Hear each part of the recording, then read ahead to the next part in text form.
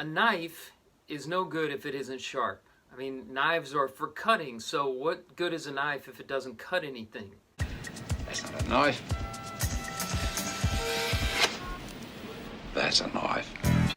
And so with every knife, you got to have a good sharpener. There are a lot of things that you can sharpen knives with. I've heard, though I've never tried it before, that you can use a leather strap. You can, of course, use a whetstone or a stone that you pull the knife across in sharpening its blade. These days, a lot of knife sharpeners are made out of very strong plastic. And then, of course, you can also use the backside of another knife. Anything will do as long as the material of the sharpener is as strong or stronger than the material the knife is made out of. That's the background of the proverb I want to talk to you about today. Proverbs chapter 27, verse 17. Iron sharpens iron, and one man sharpens another. It's all about influences, about the friends that you make.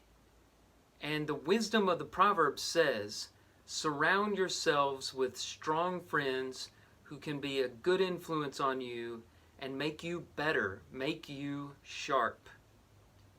There are three kinds of friends, and only one of these kinds are the kind that's good for you. Some friends are like water. They'll clean your blade off. They'll make all the appearances of soil and dirt go away. They'll make you look really good, at least for a short period of time, but they don't provide any resistance in your life. And you have to be very careful about those kinds of friends. In the same chapter that I was talking about, Proverbs chapter 27, you have these verses earlier in the text, verses 5 and 6. Better is open rebuke than hidden love. Faithful are the wounds of a friend, profuse are the kisses of an enemy. We think a lot of times that our friends should always back us up, no matter what, even if they don't agree with us. They ought to give us those kisses of flattery. But really, the wise man says in Proverbs that the best friends sometimes will give you a wound or open rebuke. They're not always going to agree with you. They'll provide constructive criticism to help you get better. The problem is, at best, a friend who's just a yes man is going to make you mediocre, stagnant, you'll never grow. And at worst, he'll cause you to be full of pride. You'll have a blind spot to your weaknesses. You'll never grow. Some friends are like water. Those are not good friends. Some friends are like dirt.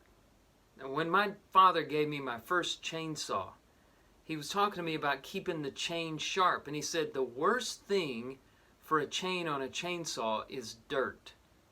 Try as hard as you can to keep it out of the dirt. Now, when you're cutting wood in the woods, it's impossible to keep it out of the dirt all the time, because when you cut through the log, your chain is going to get down into the dirt. You need to get it out as soon as possible, because the very worst thing for a chain is dirt. Some friends are like dirt. They provide resistance, but the wrong kind of resistance that will dull your blade. Now, there are two ways that can happen. Some ways, friends are toxic.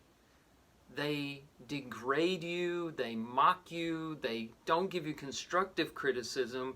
They're just negative all the time. They're on your case, and they're using you to make themselves look better. That's going to result in you feeling very bad about yourself. Other friends are dirt in the sense of being a bad influence. 1 Corinthians chapter 15, verse 33 says, do not be deceived. Bad company ruins good morals. Some people are dirt because they dull your spiritual influence. And they talk you into, through peer pressure, doing things you shouldn't be doing. Going to places where you shouldn't be. Hanging around the kind of people that you shouldn't be around. And so don't choose friends who are dirt. Choose friends who are made of iron. Iron sharpens iron. Choose friends who don't always tell you what you want to hear, They tell you what you ought to hear, who will keep you accountable, who will confront your problems. I'll give you a couple of examples from Scripture. One is Moses' father-in-law, Jethro. Moses was the kind of man who was so powerful that people rarely ever confronted him. But he wasn't perfect. He was a human being like all of us. And his father-in-law came for a visit, and he saw something Moses was doing that wasn't good. Moses was trying to judge all the problems of thousands and thousands of Israelites, and he couldn't keep up, and he was exhausting himself. And his father-in-law approached him and confronted him gently and said, "What you're doing is not good. You need to delegate your authority to lower judges and lower courts so they can handle the minor prophets, and you just handle the most important issue." Moses listened to his father-in-law, took his advice, and he became a better leader because of it.